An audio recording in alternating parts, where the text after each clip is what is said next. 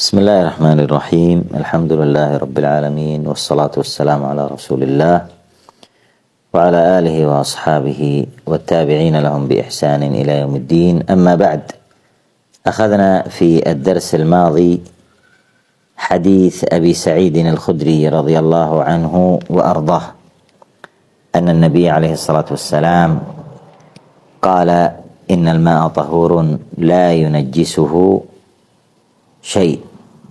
وعرفنا أن هذا الحديث ليس على عمومه، فإنه سينجس لا شك ولا ريب حتى لو كان كثيرا إذا خالطته النجاسة فغيرت أحد أوصافه الثلاثة، غيرت طعمه أو لونه أو ريحه. وهذه قد مرت بنا المسألة، إجماع أهل العلم في ذلك، مر بنا ذلك. ومر بنا أيضا حديث أبي أمامة الباهلي رضي الله عنه الذي قال رسول الله صلى الله عليه وسلم: إن الماء لا ينجسه شيء إلا ما غلب على ريحه وطعمه ولونه.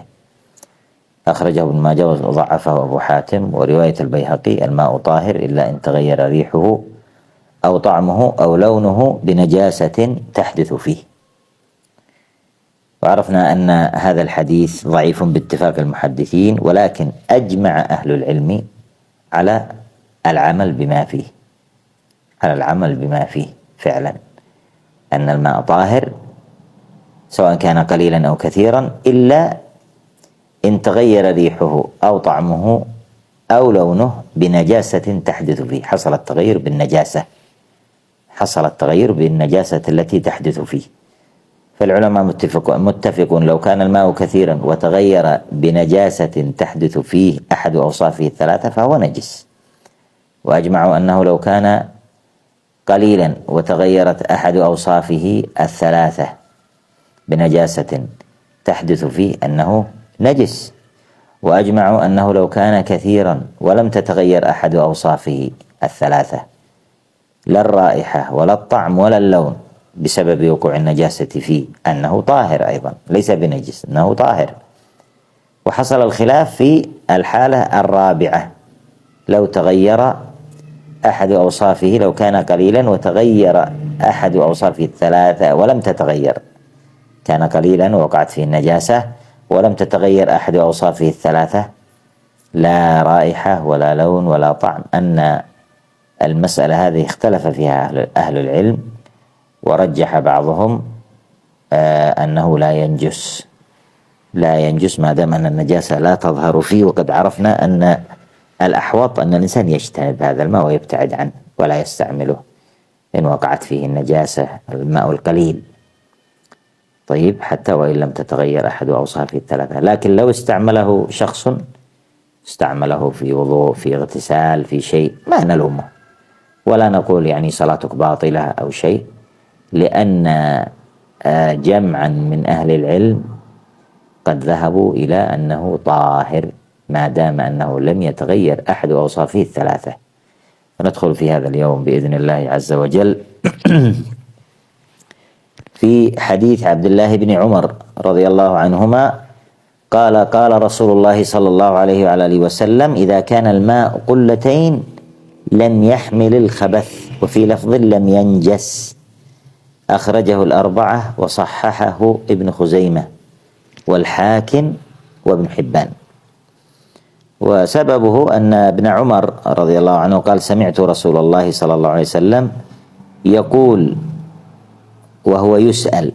ابن عمر يقول: سمعت رسول الله صلى الله عليه وسلم يقول وهو يسأل عن الماء يكون في الفلاة من الأرض وما ينوبه من السباع والدواب، فقال عليه الصلاة والسلام: إذا كان الماء قلتين لم يحمل الخبث، في لفظ لم ينجس. وهذا الحديث اختلف العلماء في سنده ومتنه، حكم عليه بعضهم بالاضطراب سندا ومتنا. ونقل ابن عثيمين رحمه الله في شرحه على بلوغ المرام تضعيف ابن القيم لهذا الحديث من 16 وجها، نقلها جملة، يعني قال ضعفه من 16 وجها. لكن قد صححه أئمة كبار جهابذة نقاد ومنهم شيخ الإسلام وهو شيخ الإسلام ابن تيمية وهو شيخ ابن القيم. نعم. وصححه أيضا أئمة أجل يعني أقدم أقصد ولهم باعهم الكبير في علم الحديث. من هؤلاء الأئمة الإمام أحمد، ومنهم الشافعي وإسحاق وأبو ثور وابن خزيمة وابن منده وابن حبان والحاكم وابن معين وابن تيمية في أحد قوليه، لأن له قول أنه موقوف. والنووي كذلك، الإمام النووي والمنذري وابن الملقن وابن حجر وابن حزم والذهبي والسيوطي والطحاوي والبيهقي، أئمة كبار جبال في علم الحديث، كل هؤلاء صححوا هذا الحديث.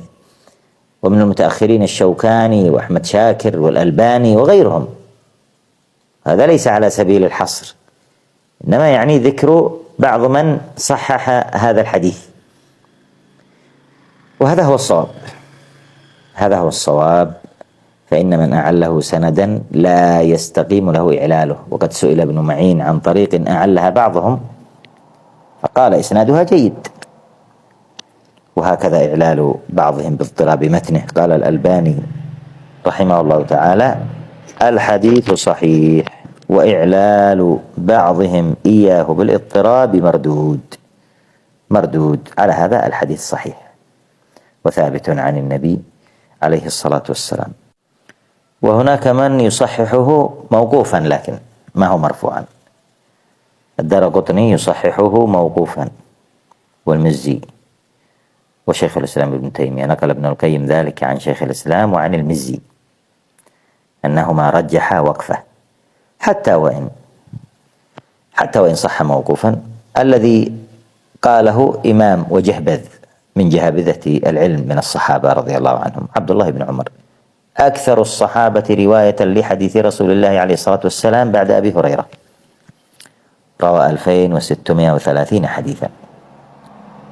فهذا يعني كلام من عالم كبير، بحر من بحور العلم. ولذلك يعني يكون الإنسان على اطمئنان، وأن هذا يعني ماذا؟ اجتهاد من عالم فاهم، وهو عبد الله بن عمر رضي الله عنه. وإن كان لعل الأقرب إلى الصواب أنه صح مرفوعا إلى النبي عليه الصلاة والسلام. معنا مسألة الآن، وهي قوله عليه الصلاة والسلام: إذا كان الماء قلتين لم يحمل الخبث. يعني يظهر منه أنه ما يحمل الخبث ولا ينجس حتى وإن تغيرت أحد أوصافه الثلاثة، لأنه ما ذكر هنا إلا إن تغير ريحه أو طعمه أو لونه، ما ذكر. إنما قال إذا كان الماء قلتين لم يحمل الخبث، خلاص. طيب، وقدرت ب500 رطل. المهم أنها والله تعالى أعلم تقدر ب8 دبات ماء، ونصف الدبة أو ربع الدبة تقريبا لتر. يعني الدبة الواحدة يعني من هذه الدبة الكبيرة التي تسع 20 لترا. طيب، 8 دبات، كل دبة تسع 20 لترا، وتضرب كم ستأتي. هذه القلة، نعم، هذه القلة أو القلتان، هذه القلتان بهذا القدر. المهم هنا في ظاهر هذا الحديث أن هذه الكمية من الماء لا تحمل الخبث حتى وإن وقعت فيها النجاسة، ولا تنجس حتى وإن تغيرت أحد أوصافها الثلاثة. هذا ظاهره الآن. طيب، وهذا لا شك ولا ريب أنه خلاف الإجماع، خلاف إجماع العلماء. فالعلماء مجمعون على أن الماء إذا تغيرت بالنجاسة أحد أوصافه الثلاثة فإنه نجس. ينجس حتى لو كان كثيرا. وقد سبق وعرفنا هذه المسألة. إذن هنا لا يصح الأخذ بعموم هذا الحديث، لا يصح الأخذ بعموم هذا الحديث.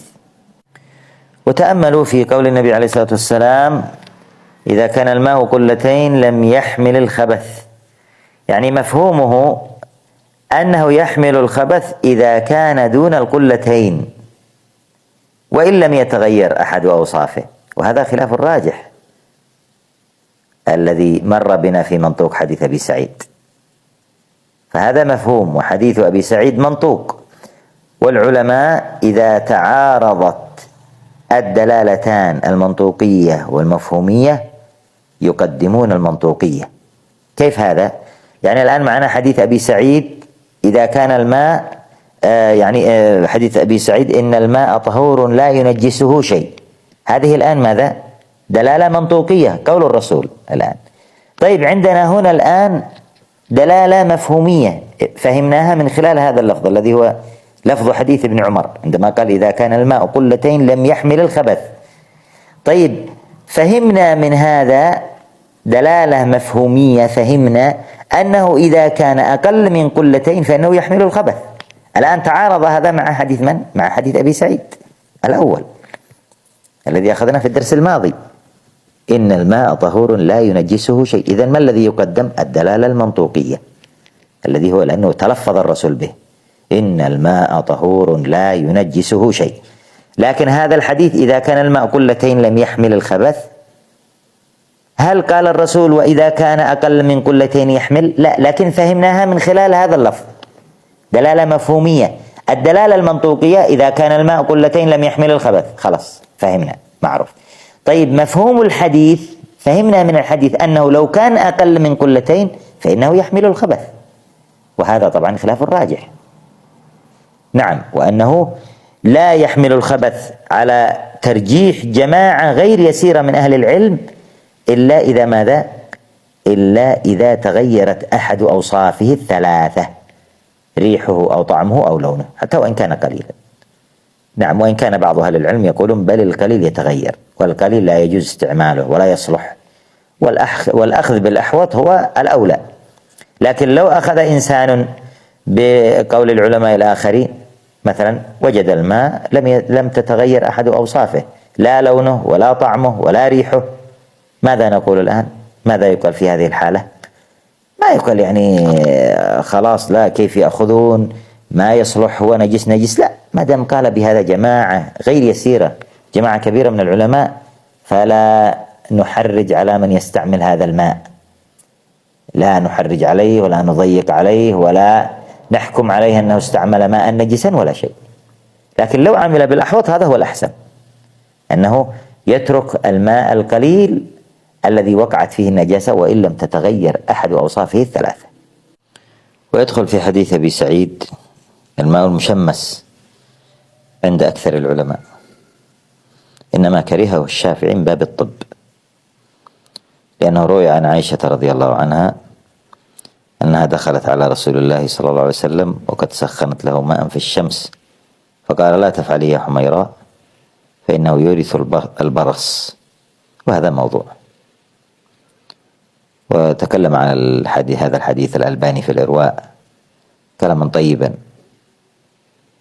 فالحديث كما سمعنا موضوع أي مكذوب لا يصح. حتى الأطباء، نقل ابن قدامة في المغني أنه حكي عنهم أنهم لا يعرفون لذلك تأثيرا في الضرر، لا يعرفون لذلك تأثيرا في الضرر، ما في شيء ولا حرج على من استعمله. يعني لا عندنا دليل شرعي في النهي عن الماء المسخن في الذي هو من الشمس، يعني الذي سخن بسبب الشمس، ولا عندنا حتى دليل طبي، لا يقول الشرع بهذا ولا يقول الأطباء بهذا، فهم لا يعرفون لذلك ضررا ولا تأثيرا. ومثله الماء المسخن، فشيخ الإسلام نقل أنه يدخل في عموم حديث أبي سعيد. ودخل غير واحد من الصحابة رضي الله عنهم الحمام واغتسلوا بالماء الساخن، ما في شيء. صحيح أن الاغتسال بالماء البارد من أسباب الصحة والعافية، لكن قد يحتاج إلى الماء الساخن، فما في حرج في استعماله. قد استعمله جماعة من الصحابة يعني روي عنهم، ما في شيء ولا دليل يمنع. وبعضهم ربما يحصل عنده إشكال في ماء زمزم، يذهب بعضهم عمره أو يحج مثلا ويتحرج أن يغتسل بماء زمزم، بل اغتسل بماء زمزم واشرب. يعني ارقلك في وعاء، انفث واقرأ الفاتحة 7 مرات على الأقل، واشرب واغتسل بالباقي من ماء زمزم، ما في حرج. هو داخل في عموم حديث أبي سعيد كذلك، الذي هو أن الماء طهور لا ينجسه شيء، ويستعمل للوضوء ويستعمل للاغتسال، ما في أي كراهة عند أكثر العلماء. إنما كره بعضهم استعماله في إزالة النجاسة، لحديث أبي ذر في مسلم إنها مباركة، إنها طعام طعم وشفاء سقم. طيب حتى وإن كانت مباركة وإن كانت طعام طعم وشفاء سقم، ما المانع؟ ما هو المانع أن تستعمل ما دام أنه لا يوجد دليل ينهى عن استعمالها في الاستعمالات الأخرى؟ ما في شيء. فماء زمزم هي فرصة لمن ذهب عمره، يغتسل ويرقي في إناء صباحا على الأقل وظهرا ومساء، ويشرب منه ويغتسل بالباقي بنية الشفاء، لأن ماء زمزم شفاء ولا حرج في استعماله. والله تعالى أعلم. نكتفي بهذا، والحمد لله رب العالمين، وصلى الله على نبينا محمد وعلى آله وأصحابه أجمعين. بقي معنا تنبيه نسينا ما ننبه عليه، وهو بقية المائعات: الحليب، العصير، السمن، الزيت، القهوة، الزنجبيل، إلى آخره من المائعات التي هي من غير الماء. جماعة من أهل العلم، والمسألة هي خلافية طبعا، لكن جماعة قالوا يأخذ حكم الماء، حكمه حكم الماء. رجح بعضهم هكذا ابن عباس وجماعة من التابعين، ورجحه شيخ الإسلام ابن تيمية وتلميذه ابن القيم وابن عثيمين. ولكن صراحة هذه الأشياء التي تشرب يعني وانتفع بها، يشربها الإنسان ويتغذى بها، النفس تتقزز من أن يستعملها الإنسان وقد وقعت فيها نجاسة حتى وإن لم يتغير، لكن لأنها أشياء لها رائحة معينة ولها طعم معين قد لا يظهر التغيير، ولذلك الأحوط تركها. الأحوط هو تركها، والله تعالى أعلم، والحمد لله رب العالمين.